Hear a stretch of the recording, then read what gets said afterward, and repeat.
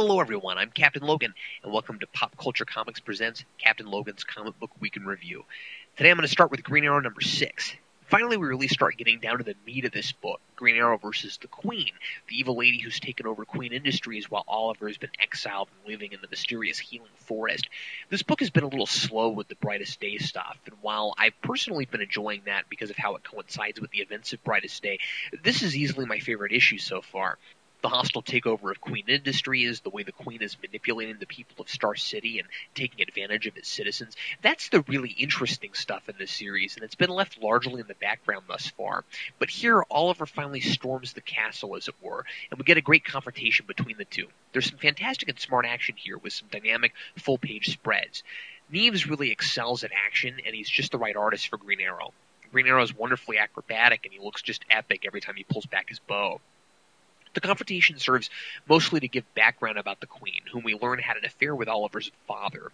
There's been a running theme of father and son paralleling going on lately in this book, and here Oliver starts to realize that the things he has most in common with his father are the negative ones. He thinks he's so different from his dad, but he's made a lot of the same mistakes, namely what he did to Dinah the Black Canary. And while this issue gave a lot of excellent background and mixed it with some beautiful action, I do wish the story would move along a little faster. By the end of this issue, Oliver is basically right back to square one, not managing to accomplish much else besides learning about the Queen's past. If you haven't been reading this series, though, I'd say this issue isn't a bad place to start. Action Comics number 895. Lex is learning more about the Black Lantern energy and how to manipulate it, while yet another DC Universe guest villain shows up looking for him. This time it's Vandal Savage, who's been waiting for centuries to meet Lex and has apparently been biding his time, even while he's met Lex at various points, for an old prophecy involving Lex to be fulfilled. What I really like about this is that it's directly related to the Black Lantern energy. Since Lex has been looking for it, Savage thinks that it's the key to fulfilling his happiness, which is supposed to happen when the prophecy is fulfilled, and so he wants the Black Lantern energy also. This issue is mostly setting up things to come, but it's very clever. It's kind of innovative by giving us new dialogue between Savage and Lex between the panels of other issues of other books from various incidents in which they've met, including Flash and Salvation Run, which showcases Savage's interest in getting to know Lex better so he can fulfill his prophecy, and Lex's duplicitous nature. In one instance, he tells Savage he has no interest in being friends with a supervillain, that he only works with them when he has to, and in another instance, he claims he wants to be Savage's friend because he has something Lex wants. The plot is thickening as Lex continues his quest for the Black Lantern ring, and this series continues surprising me with new and creative spins on Lex and other DC characters. Batwoman number 0. This is easily my favorite issue of the week. Batwoman starred in Detective Comics for a while right after Batman was sent back in time in Final Crisis, and her run was so immensely popular that she's now starring in her own ongoing series. I didn't take the opportunity to read her a detective, but if it was written anything like this, I wish I had. Williams and Blackman give a smart, sophisticated take on the Batman mythos here, as Bruce Wayne follows Kate Kane, trying to affirm whether or not she really is Batwoman. I was impressed with the writing's attention to detail, giving us a step-by-step process by which Batman studies Kate and his thought process. This is a perfect device because it functions in a lot of ways. It gives new readers all the background and characterization they need about Batwoman, her tragic past, her strained relationship with her father, her martial arts skills, the kind of crime fighter she is. This is all exposition that could have been relayed in a far more boring or contrived way. But instead, it's presented as an engaging and complex narrative. We get to learn about this person along with Batman. This is especially cool if you happen to be reading other Batman titles right now, because Batman is recruiting for Batman Inc. But the point of the book is to tell us what we need to know about this series' protagonist. So this is presented very subtly. Batman Inc. is never brought up, and it's not important. If you didn't know about that, you might just as easily think Batman wants to know about this person crime fighting in his city, so he's investigating her. It's the perfect first issue in every way. You don't have to know really anything about anything to enjoy this issue, and while it's setting up some plot for issues to come, like Batwoman trying to take down the religion of crime, it stands very well on its own. As far as the art goes, it's similar to what was done with her in Detective. Limited use of colors with a lot of focus on the bright reds of her costume and hair, and that unique and stylized use of paneling that's become a trademark for the character. Lots of jagged zigzags and panels running right into other panels, sometimes changing color schemes between them. And I'm finding her costume design to be as interesting as she herself is. The issue focuses a lot on the differences between how she operates and how Batman does. She takes risks Batman wouldn't, and is a rougher fighter than Batman generally is, but she's also a good detective. I highly recommend this, especially if you haven't read her before like me. I think you'll have a refreshingly new experience with this one. Now Batman Beyond number 6. It's hard to talk about this issue without giving away the entire miniseries, which I'm not going to do because I think it's one of the best Batman stories we've had this year. But I will say that I was afraid the end wouldn't live up to the rest of the series, and it doesn't disappoint. It does just what a good miniseries should. It sets up several characters, ideas, and themes throughout its issues, and all those things culminate in the end. Dick Grayson, Hush, Amanda Waller, the new Catwoman, the Batman Sentry robots, the issues brought up in the first couple issues about whether Terry should go on being Batman, all the baggage between Dick and Bruce that's been fueling a lot of the conflict in this story. Everything really does pay off, and in a satisfying way. Like a lot of the best Batman Beyond stories in the animated show, this one is about both Terry and Bruce, utilizing Bruce as a father figure who's made certain mistakes that Terry has to learn from as the new Batman. And it doesn't just rehash old Batman stories in the Batman Beyond future. I don't really have anything else to say that wouldn't sound like me just gushing over this series. Try it out, and if you like it, there's more to come.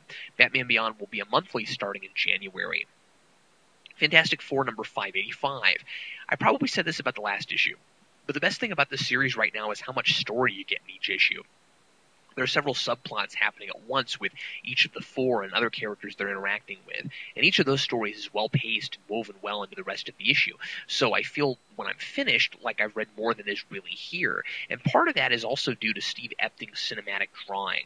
I catch my eyes lingering on some panels a little longer than I usually would, especially the way he draws Galactus, Silver Surfer, and Namor. There's more focus on the plot with Sue and Namor in this issue, and I was a lot more interested in what's happening here than I was last time. Sue is playing mediator between the Atlanteans and a race of fish-looking people who have recently awoken. She has real negotiating skills, and I found myself somewhat swept up in the politics. And it's all about to get more interesting after what Namor does on the last page. Meanwhile, Reed is going with Galactus to help him find out what happens to him in the future, and it seems it's somehow connected to Franklin Richards. There's a lot of talking in this book, and not a lot of action, and yet it keeps my attention and is still awesome to look at. I think that's because Hickman gives each character a very distinct voice, and the dialogue is well-paced and realistic. Nothing seems extraneous. It's a good writer that can have characters spewing sentence after sentence of exposition, which usually isn't a good thing to do, and it managed to feel completely natural. Of course, a lot of that exposition is coming from Galactus, and what else can you really have Galactus do but float out in space and explain things? Right now we're in the middle of a lot of setup, so I'm not sure if I'll like what all this is culminating into, especially since one of the four is apparently going to die at the end of this arc. But for the moment, I'm just along for the ride. And New Mutants number 19. I like to try out new things, and I've never read this series before, so I gave it a shot, and I have to confess that since this is a pretty complex X-book with a lot of characters I'm unfamiliar with, I'm not 100% sure what's happening here. I will say, though, that what I picked up on I did like. A character called Magic has escaped from a hell dimension called Limbo, and an army general and his men who were stuck there for 20 years have also come out of Limbo, bent on getting revenge on the demons who live there. General Ulysses has taken the New Mutants prisoner, hoping to steal Pixie's powers to attack the demons with. I found this to be a really unusual and intriguing plot, and it reminded me a little of some of what went on in seasons 3 and 4 of Angel. Some of these New Mutants have some bizarre and fun powers, like the guy who can break off little parts of his body and make miniature versions of himself, and the guy who can't talk and shoots energy blasts out of his whole face. His name is Face. It's definitely rougher and more bloody than any X-Men books I've read, and it has some of that complicated soap opera stuff that has become a staple of X-books, like Sam, who has to pretend like it doesn't bother him when his girlfriend gets tortured, so he isn't fueling an evil mutant's power with his emotions. It's weird to read a Marvel book where I don't know a single character, but I do think if I read more of this, some of them would definitely grow on me, and I really like all the mythos surrounding Limbo. The army general who's been twisted from 20 years of living in a hell dimension is a great idea for a villain. I don't recommend starting here like I did, or you'll be kind of lost, but if you enjoy characters with really weird superpowers, and you haven't tried an X-book in a while, you might give this a shot. I didn't fall in love with it, but I was definitely intrigued. And also out this week from Dark Horse, there's Conan the Cimmerian, number 25. This is the final issue and the end of Robert E. Howard's story, Iron Shadows in the Moon. From DC, there's Batman and Robin, number 17, a new story arc introducing a new villain called the Absence, as Dick and Damian investigate the theft of Bruce's ex-girlfriend's corpse. Detective Comics, number 891, Batman investigates a series of brutal murders, and this is written by Scott Snyder from American Vampire.